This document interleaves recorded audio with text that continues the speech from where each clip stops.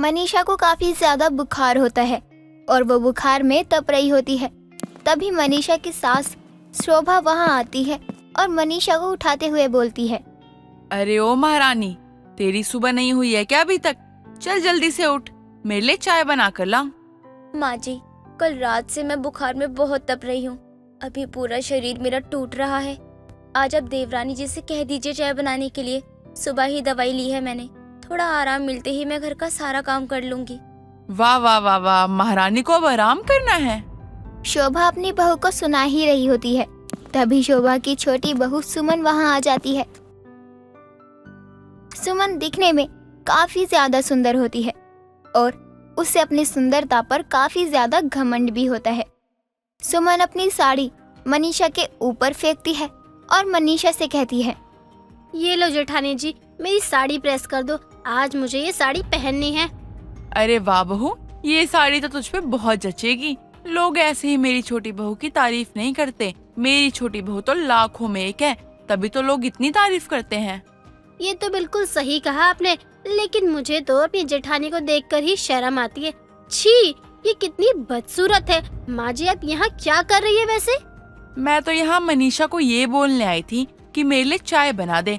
अच्छा मनीषा, पहले सुमन की साड़ी प्रेस कर दे, फिर मेरे लिए चाय बना दियो। शोभा और सुमन दोनों वहाँ से मनीषा को काम थमा कर चले जाते हैं।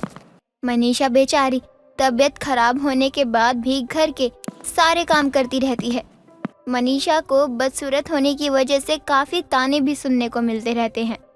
कुछ दिनों बाद सुमन अपनी सास के पास जाती है और अपनी सास से कहती है, माँ जी सुनो ना, मुझे आपसे बहुत जरूरी बात कहनी है। हाँ क्या हुआ बहू, बोलना। माँ जी, वो क्या है ना, पास वाले गांव में बड़ा घर है ना जो, वहाँ पर एक काम करने वाले की जरूरत है। तो मैं ये कह रही थी कि हम वहाँ पर मनीषा दीदी को लगवा देते हैं, कुछ पैसे भी आएंगे इसी बहाने।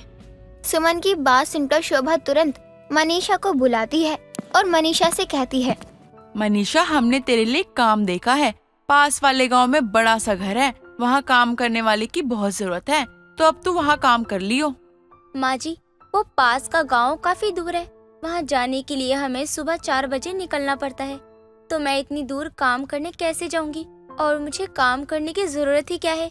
मेरे पति और देवर जी काम कर तो रहे हैं। अच्छा क्या बोली तू? काम करने की क्या जरूरत है?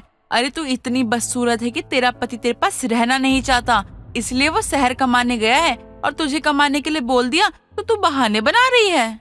माँ जी, आप बाहर जाकर काम करने के लिए मुझे ही क्यों कह रही हो? ये तो आप देवरानी जी को भी बोल सकती हो ना, वो भी तो इस घर की ही बहू है। ओ जेठानी जी, मैं आपकी तरह बदसूरत नहीं हूँ और मैं काम करने के लिए बनी भी नहीं हूँ। एक तो आप इतनी बदसूरत हो, ऊपर से अपनी बराबरी मुझसे कर रही हो। आप मेरी बराबरी इस जन्म में तो क्या, अगले 7 जन्म में भी नहीं कर सकती हो। देवरानी जी, आप हमेशा ही मुझे बदसूरत होने का ताना क्यों देती रहती हो? आखिरकार मैं आपसे बड़ी हूँ। बड़ी है तो क्या करे, आरती उतारे क्या तेरी? अरे तू इतनी बदसूरत है ना कि तेरे बच्चे भी तेरी तरह होंगे। अरे वो तो सुमन बहू सुंदर है, इसलिए मेरे पोता पोती भी सुंदर होंगे। कम से कम मुझे सुंदर पोता पोती देखने का सौभाग्य तो मिलेगा। अब तो सवाल मत कर, क्योंकि तुझे काम तो करना ही पड़ेगा। अपनी सास और देवरानी के दबाव की वजह से मनीषा अब दूसरे गांव में काम करना शुरू कर देती है। काम करते हुए मनीषा को अब कई दिन हो गए थे। कुछ दिनों बाद मनीषा काम से जल्दी घर आ रही होती है और काफी ज्यादा धूप भी होती है। इतनी तेज धूप हो रही है और इस धूप में तो चलना भी मुश्किल हो रहा है। भूख भी बहुत तेज लगी है।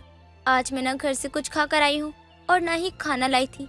एक काम करती हूँ, आसपास कोई नदी या कुआं तो होगा ही, वहाँ से पानी पी लेती हूँ और किसी पेड़ की छांव में जाकर थोड़ी देर बैठ जाती हूँ। यहाँ वहाँ देखने के बाद मनीषा को एक छोटी सी नदी दिखती है। मनीषा एक छोटे से मटके में पानी भरकर पानी पीती है और थोड़ा सा पानी लेकर पास में ही जो आम का पेड़ था उसके नीचे बैठ जाती है। यहाँ नदी होने के बावजूद भी पेड़ इतना सूखा क्यों है? कोई बात नहीं, मैं इस पेड़ को पानी पिला देती हूँ। बेचारा पता नहीं कब से प्यासा होगा। मनीषा पेड़ में पानी डालती है और पेड़ की छांव में ही बैठकर खुद से बातें करके अपना सब दुख बताती है और रोने भी लगती है। मैं बदसूरत हूँ तो इसमें मेरी क्या गलती है? भगवान ने देवरानी जी को सुंदर बनाया है और मुझे इतना बदसूरत। माँ जी और देवरानी जी मुझे क्यों इतना कोसती रहती हैं हर बात के लिए।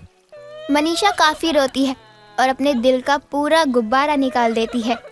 कुछ देर बाद मनीषा वहाँ से जाने लगती है कि तभी पेड़ से आवाज आती है।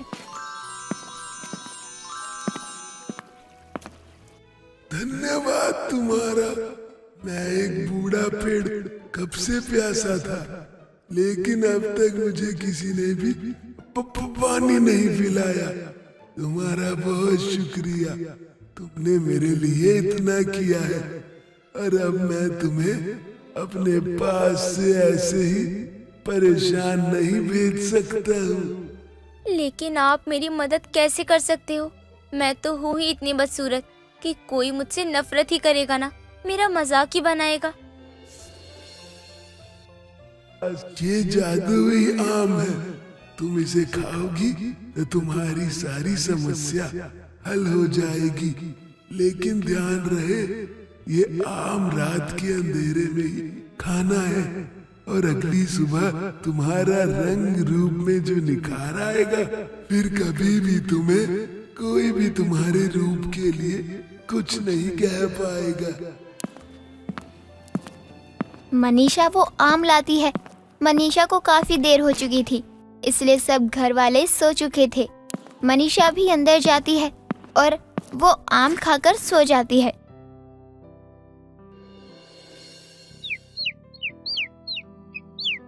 अगली सुबह जब मनीषा उठती है तो वो सच में बहुत ज्यादा सुंदर हो गई थी। मनीषा घर के काम करने लगती है और अपनी सास के पास चाय लेकर जाती है।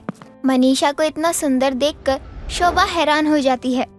अरे तू कौन है, यहाँ क्या कर रही है? अरे माँ जी, मैं मनीषा हूँ, मनीषा, आपकी बड़ी बहू। अरे मनीषा, तू इतनी सुंदर कैसे हो गई?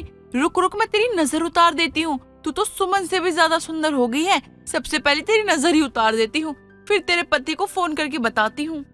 मनीषा के सुंदर होने के बाद तो शोभा बिल्कुल बदल गई थी। अब शोभा हर वक्त मनीषा की तारीफ करती रहती, यहाँ तक कि अब मनीषा से कोई काम भी करने को नहीं कहती थी। ये सब देखकर सुमन को बहुत जलन हो गई थी। कुछ दिनों बाद सुमन मनीषा से कहती है, दीदी आप तो इतनी सुंदर हो गई हो, मुझसे भी ज्यादा अच्छी लग रही हो। वैसे आपकी सुंदरता का राज क्या है? गलत मत समझना, मैं बस पूछ रही हूँ। अरे इसमें गलत समझने वाली क्या बात है?